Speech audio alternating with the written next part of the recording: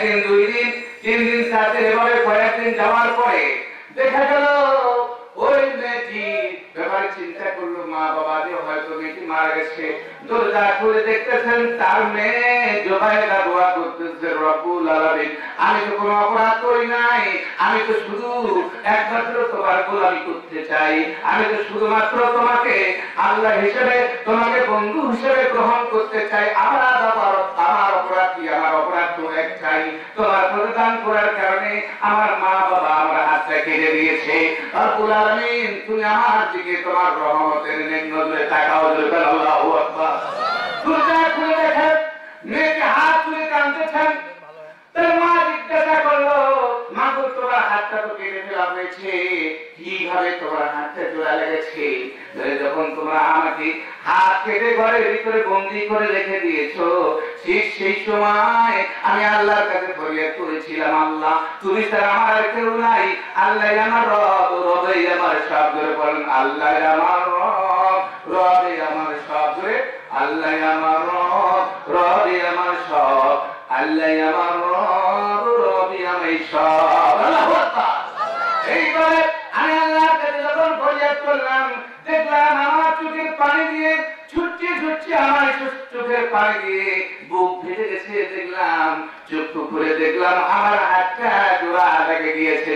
আল্লাহু আকবার। পাশে দেখলাম অনেকগুলো ফলমূল। বললাম, মা এগুলো কোথা থেকে এসেছে? বলে, যেদিন তোমরা আমার হাত কেটে এই ঘরের ভিতরে বন্দি করে দিয়েছো, সেই দিন থেকে আল্লাহর পক্ষ থেকে জান্নাতি খোরাক আমার জন্য বাজেট হয়েছে। আল্লাহু আকবার।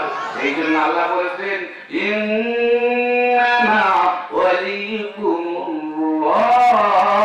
আল্লাহু আকবার। আল্লাহ হলেন আমাদের বন্ধু। যারা আল্লাহর বন্ধু হবে তাদের উপরে আল্লাহর রহমত বর্ষিত হতে থাকবে। ঠিক না বেঠিক? আর বলেন, ঠিক না বেঠিক? আল্লাহর বন্ধু যারা হয়েছে, আল্লাহ তাদেরকে সাহায্য করেছেন।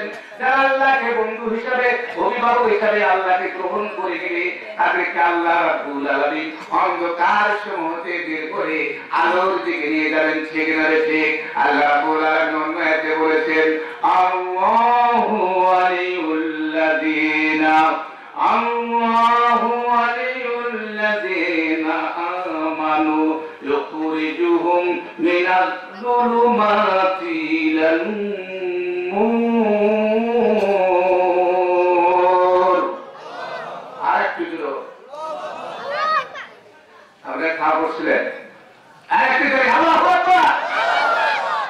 আমার ভাইরা, আল্লাহ রাব্বুল আলামিন বলেন, যারা আমাকে অভিভাবক হিসেবে, যারা আমাকে বন্ধু হিসেবে, যারা আমাকে প্রিয় বন্ধু হিসেবে গ্রহণ করবে, আমি রব্বুল আলামিন তাদেরকে অন্ধকার সমূহ থেকে বের করে আলোর দিকে নিয়ে যাবো। সুবহানাল্লাহ। আর একটু জোরে হবে সুবহানাল্লাহ। আল্লাহ রাব্বুল আলামিন নিয়ে যাবেন এইভাবে। আপনারা লক্ষ্য করেন, মা বোনদেরকে বলছি, মা বোনেরা খেয়াল করবেন, আখির জামানার নবী জনাব মুহাম্মদ রাসূলুল্লাহ সাল্লাল্লাহু আলাইহি ওয়াসাল্লামের জামানার সাহাবাদের মধ্যে কত নির্যাতন করা হয়েছিল, কিন্তু তারা আল্লাহকে যখন দেখেছে, আল্লাহর পক্ষ থেকে তাদের উপরে সাহায্য এসেছে। ঠিক না বেশি? আল্লাহর পক্ষ থেকে সাহায্য এসেছে। আপনারা লক্ষ্য করেন, ফেরাউনের স্ত্রী নাম কি ছিল? আসিয়া বিবি।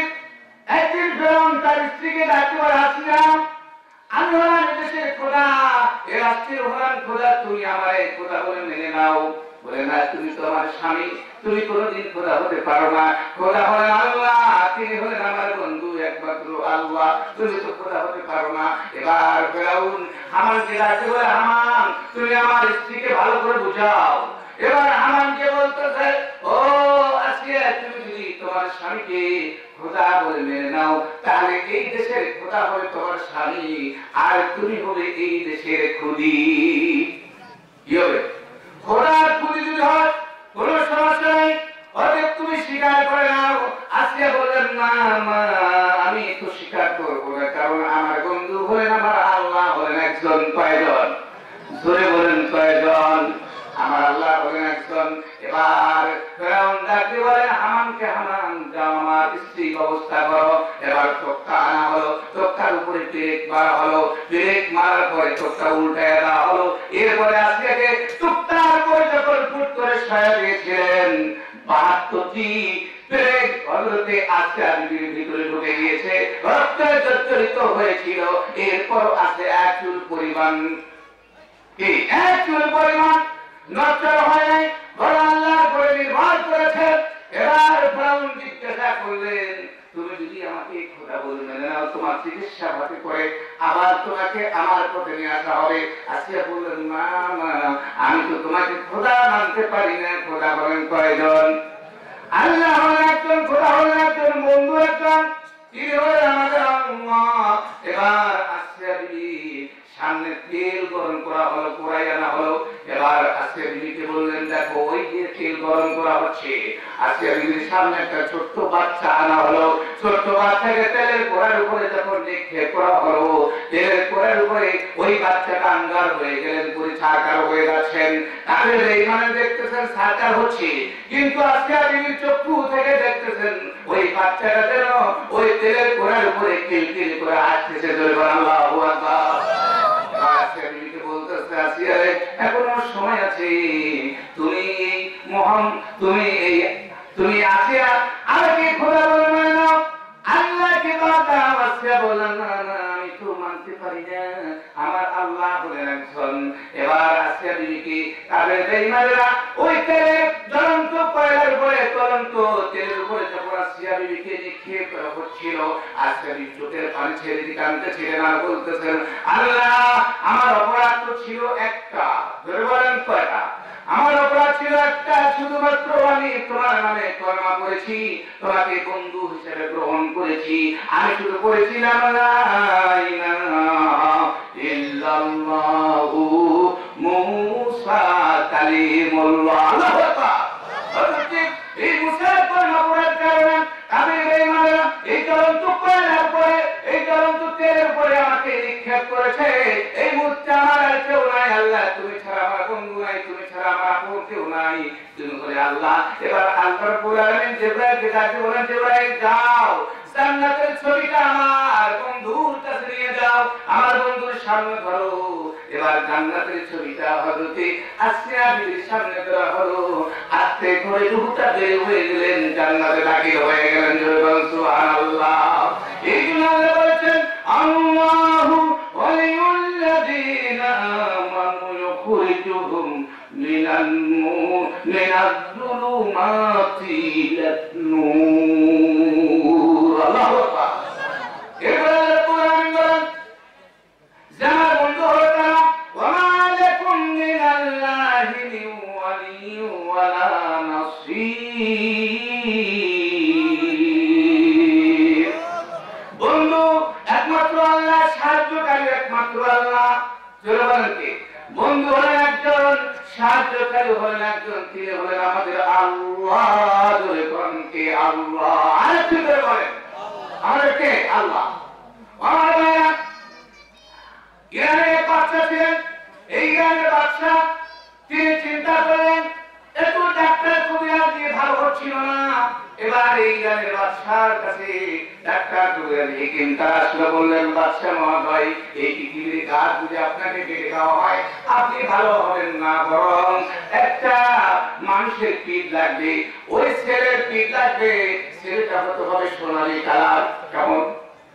সোনালী কালারের ছেলেটা হতে হবে, বিলাই চুকা হতে হবে।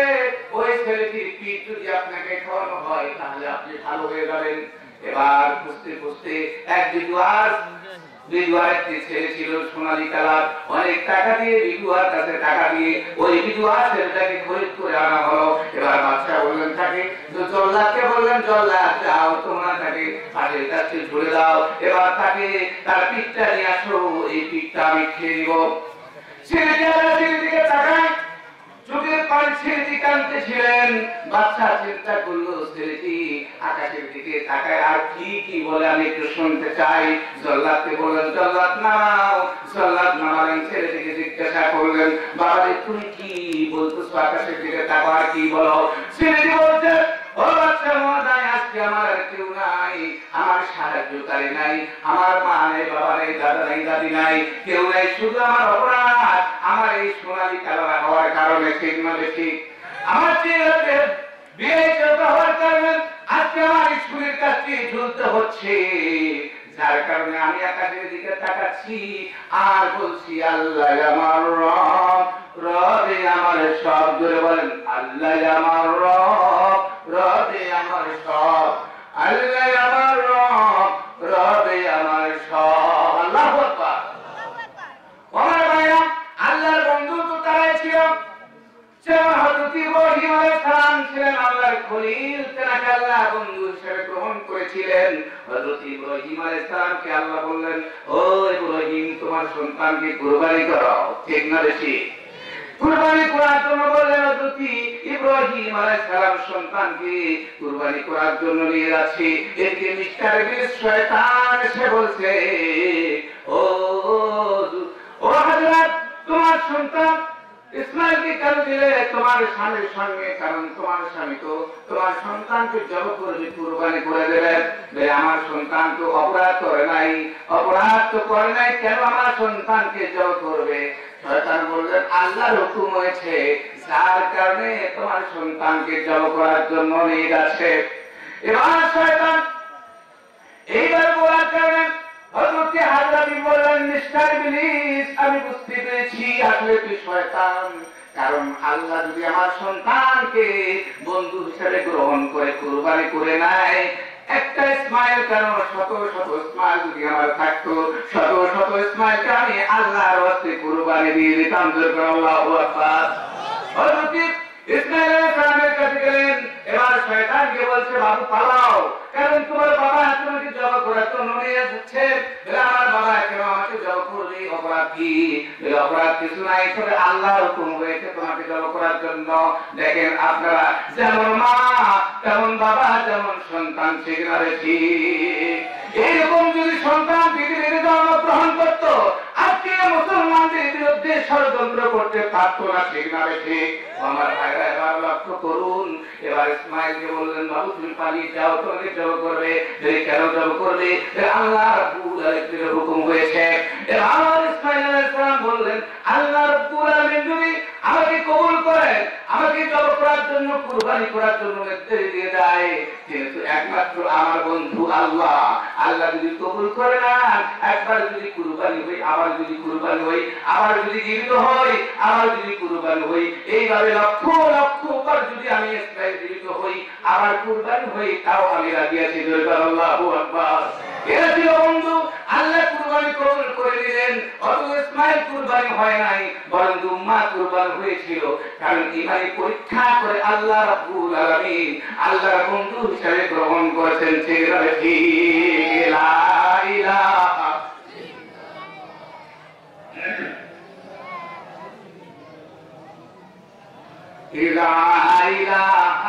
ইল্লাল্লাহ, লা ইলাহা ইল্লাল্লাহু মুহাম্মাদুর রাসূলুল্লাহ।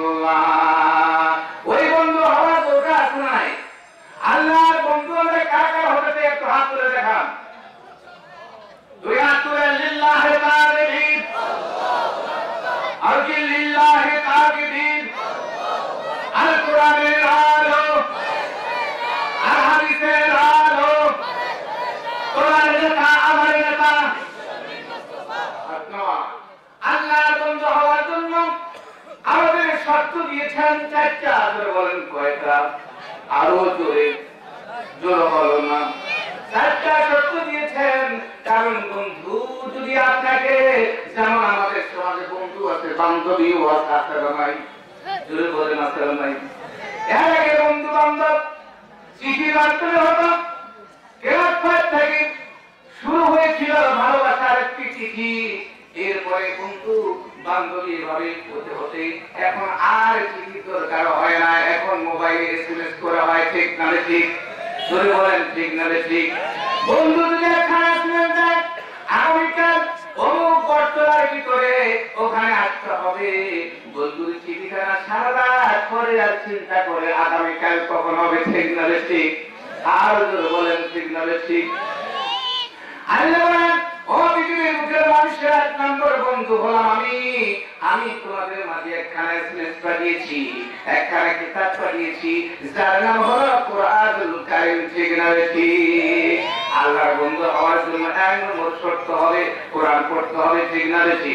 কিন্তু আমাদের দেশের মা বোনেরা কোরআন পড়ে না, শুধু গান বাজনা লিপ্ত থাকে, ঠিক না বেশি? আরো যদি বলেন কোরআন কয়টা পড়ে না। অথচ ওই কোরআন আল্লাহ দিয়েছেন পৃথিবীর বুকের মানুষের কল্যাণের জন্য। আল্লাহ রাব্বুল আলামিন বলেন, যখন আমার কোন বান্দা কোন বান্দি আমি রব্বুল আলামিনের প্রশংসা সহকারে বলতে থাকে আলহামদুলিল্লাহি রাব্বিল আলামিন,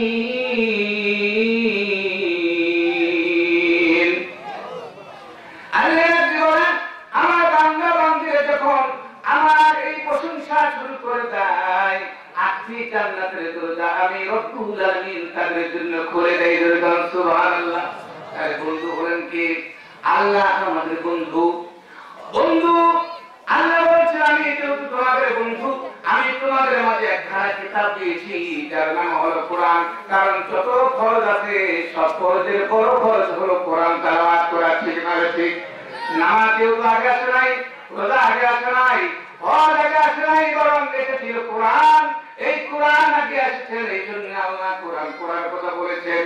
ইকরা বিসমি রাব্বিকাল্লাযী খলাক, ইকরা বিসমি রাব্বিকাল্লাযী খলাক, খলাকাল ইনসানা মিন আলাক। আল্লাহু আকবার। আল্লাহ বলেন, ইকরা বিসমি রাব্বিকাল্লাযী খলাক, তোমার প্রভুর নামে যিনি সৃষ্টি করেছেন। আর রহমান আল্লামাল কুরআন, খলাকাল ইনসানা আল্লামাহুল বায়ান।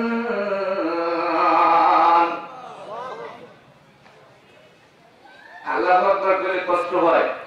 জোরে বলেন কষ্ট হয়? সুবহানাল্লাহ বলে কষ্ট হয়? হ্যাঁ, বিড়ি খেলে কষ্ট হয়? হয় না। আল্লাহু আকবার বলে কষ্ট হয়? আরেকটি বলে আল্লাহু আকবার। কারণ আল্লাহু আকবার যখন কোন আল্লাহর বান্দা বান্দি বলতে থাকে, আল্লাহর রহমতের ফেরেশতারা দ্রুত তাদের জন্য নেকি লিখতে থাকে। আল্লাহ কত লিখবে? আল্লাহ বলে লিখতে থাকবে। আল্লাহু আকবার।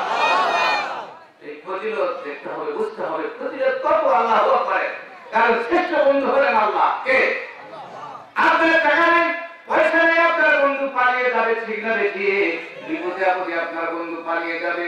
আজকে টাকা থাকবে, আপনার বন্ধু থাকবে, আপনার পয়সা থাকবে, বন্ধু থাকবে, আপনার বান্ধবীও থাকবে। কিন্তু যেদিন আপনার পয়সা থাকবে না, টাকা থাকবে না, পয়সা থাকবে না, 2 টাকা যখন আপনার বান্ধবী চাবে, মোবাইলে যখন 10 টাকা চাবে, আপনি যদি বলেন আমার কাছে টাকা নাই, তোর মতো ভালোবাসার দরকার নাই, ঠিক না বেশি?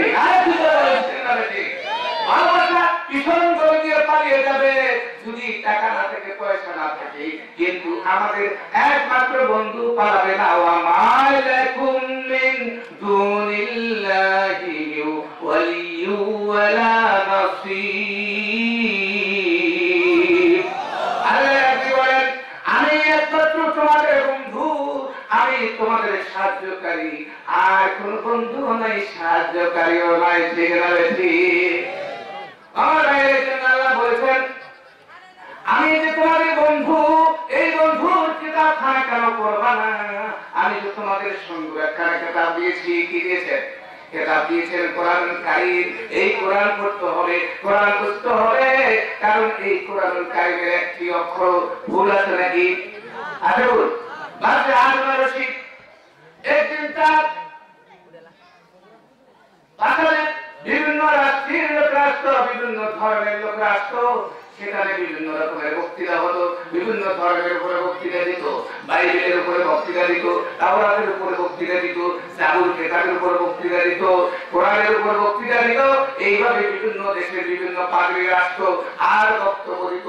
ঠিক ওই সময় একজন পাদ্রী এসে যখন কোরআনের উপরে সুন্দর আলোচনা করেছেন, বাচ্চা হারুন রশিদ বলেছেন, ও পাদ্রী, তোমার বক্তব্য খুব সুন্দর হয়েছে, তুমি তো এত সুন্দর কোরআন পড়তে পারো, এত সুন্দর বক্তৃতা দিতে পারো, দয়া করে মায়া করে আমি বলছি তুমি কলেমা পড়ে মুসলমান হয়ে যাও। পাদ্রী বললেন, না না, আমি কলেমা পড়ে মুসলমান হব না। এক বছর পরে ওই পাদ্রী এসে বলছেন, বাদশাহ মহোদয়, ও বাদশাহ হারুন রশিদ, আপনি আমায় কলমা পড়ে মুসলমান বানায় দেন। বাদশাহ হারুন রশিদ বললেন, গত বছর তোমাকে বললাম কলমা পড়ার জন্য, কিন্তু কলমা পড়লে না, আজকে কেন তুমি কলমা পড়তে চাও? পাদ্রী বললেন, আমি তাওরাত কিতাবের পণ্ডিত ছিলাম, তাওরাত কিতাবের রদ বদল করে আমি যখন মানুষের কাছে বিক্রি করতাম, মানুষেরা গ্রহণ করতো, খরিদ করে নিত। জাবুর কিতাবের কিছু রদ বদল করতাম, মানুষেরা নিত। ইনজিল কিতাবের কিছু রদ বদল করতাম, মানুষেরা খরিদ করতো। যখন আমি কোরআনে কারিমের কিছু আয়াত রদ বদল করতাম, তখন কাফেরদের মুসলমানরা আমাকে মারপিট শুরু করেছে, আমি পালিয়ে এসেছি। দয়া করে মায়া করে আমার কলমা পড়ান, কারণ আমি বুঝতে পেরেছি এই কোরআন সাধারণ ব্যক্তির নয়, এই কোরআন হলেন মহান রব্বুল আলামিনের। জয় আল্লাহু আকবার। কারণ এই কোরআন নাযিল করেছেন কে? ইন্না নাহনু নাযালনা যিকরা ওয়া ইন্না লাহু লাহাফিজুন। আল্লাহু আকবার। নিশ্চয় আমি কোরআন নাযিল করেছি, আর এই কোরআনের সংরক্ষণ আমি রব্বুল আলামিন নিজে রেখেছি। আল্লাহু আকবার। আমার ভাইরা মুসলমানরা কোরআন পড়তে চায় না, তাহলে আল্লাহর বন্ধু কেমন করে হবে? আমেরিকার একজন নারী ছিলেন, কি ছিলেন? আমেরিকার একজন নারী ছিলেন, ক্লাস 5-এ। আমাদের ধর্ম আছে না নাই? স্কুল আছে না নাই? ধর্ম বই একটা আছে না নাই? ধর্ম বই আছে। আলিফ বা তা থা জিম হা ক, আলিফ বা তা থা জিম হা ক। স্কুলগুলোতে এটা হয় না শিখা। কোরআন হাদিস চায় না জানা, কোরআন হাদিস চায় না জানা, হালাল হারাম হয় না মানা। ইসলামী শিক্ষার 12.5টা BRMA পাস, BRMA পাস, হাই কি সর্বনাশ, সবকিছু জানে, শুধু আরবি জানে না। বড়দের দেয় না মান, বড়দের দেয় না মান, দেখে মারে বিটান, বাবাকে দেবি বলে দেবি যা। কেউ বলে পাপ্পা, কেউ বলে পাপ্পা। চলে বিন্দেশি গীতি তাদের রীতি রীতি, চলে বিন্দেশি গীতি তাদের রীতি রীতি। সালাম না দিয়ে বলে তা তা তা, ঠিক না রে ঠিক? আর কি করে বলে ঠিক না রে ঠিক? আমার ভাইরা নারীকে ক্লাস 5-এ পড়ে, তার বান্ধবীদের সঙ্গে যাচ্ছেন, তার বান্ধবীদেরকে বললেন, মুসলমানদের এত ভালো, মুসলমানদের চরিত্র এত ভালো, তারা মসজিদে যায়, নামাজ পড়ে, কোরআন পড়ে, হাদিস পড়ে, কিন্তু আমাদের কোনো বই নাই, আমাদেরকে কোনো গির্জায় কোনো বই পড়ানো হয় না। আমাদের ভালো লাগে না, আমাকে ভালো লাগে না। তোমরা যদি তোমাদের একটা ধর্ম বই দাও, আমি একটু পড়বো। মেয়েটি, খ্রিস্টানের মেয়েটি, ওই ধর্ম বইটি নিয়ে রাতের আধারে তিনি ইসলাম ধর্ম কোরআন বই পড়তেছেন। ইন্না নাহনু নাযালনা যিকরা ওয়া ইন্না লাহু লাহাফিজুন। আল্লাহু আকবার। মেয়েটি চিন্তা করেন, এমন একটা কিতাব আল্লাহ নাযিল করেছেন যে কিতাবে কোনো সন্দেহ নাই, যে কিতাবে আল্লাহ নিজে দায়িত্ব নিয়েছেন। মেয়েটি চিন্তা করলো, আর আমি খ্রিস্টান থাকতে চাই না, আমি মুসলিম হতে চাই না। পরের দিন সকালবেলা আমেরিকার ওই মসজিদের ইমামের কাছে গেলেন। মসজিদের ইমাম সাহেবকে বলছেন, বাদশাহ আমার ইমাম সাহেব, দয়া করে আমায় কলেমা পড়ে মুসলমান বানায় দাও। তুমি যদি এই মুহূর্তে কলেমা পড়ে মুসলমান হও, তোমাকে তো বাড়িতে থাকতে দিবে না। দিবে না কি করে বলেন? বাড়িতে থাকতে দিবে না। অতএব তুমি একটু সময় অপেক্ষা করো, আগামীকাল তুমি এসো। মেয়েটি চলে গেলেন রাতের আধারে। মেয়েটি চিৎকার করে উঠলেন, চিৎকার করে মায়ের কাছে চলে গেলেন। মাকে ডেকে ডেকে বলছে, মা, আমি দেখতেছি স্বপ্নে আমাকে গিয়ে গিয়ে দিল, বলছিল আমেরিকার নারী, আর কেন দেরি করো? তুমি কেন কোরআন পড়ো না? তুমি তো আল্লাহ নামে জিকির করো না? লা ইলাহা ইল্লাল্লাহু মুহাম্মাদুর রাসূলুল্লাহ। মেয়েটি যখন মায়ের কাছে বললেন, মা বললেন, না তো স্বপ্ন বাস্তব আমিও পেয়েছি, আমাকে কে দিল বলছে, ও আমেরিকার নারী, আর দেরি করো না, মুসলমান হয়ে যাও, কলেমা পড়ে মুসলমান হয়ে যাও। এবার মেয়ে এবং মা চলে গেলেন তার বাবার কাছে, মেয়েটির বাবার কাছে। বাবাকে বললেন, বাবা তো স্বপ্নের ভিতরে কে যেন আমাকে কলেমা পড়াচ্ছে? তার বাবা বললেন,